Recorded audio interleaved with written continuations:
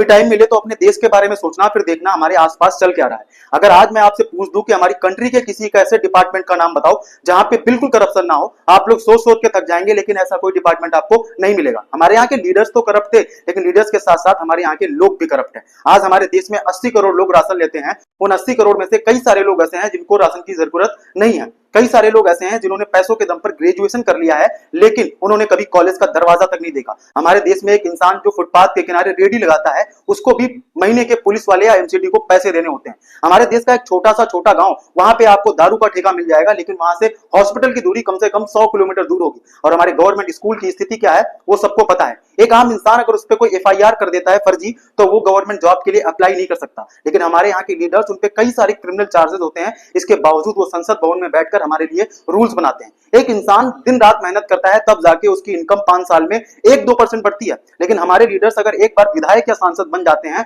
तो उनकी इनकम 10 से 15 गुना बढ़ जाती है, और वो जिंदगी भर केवल समाज सेवा करते रहते हैं। देश में बेरोजगारी इस कदर बढ़ गई है कि अगर कहीं पे 100 लोगों की जॉब की वैकेंसी होती है तो उसके लिए हजारों लोग फॉर्म अप्लाई करते हैं।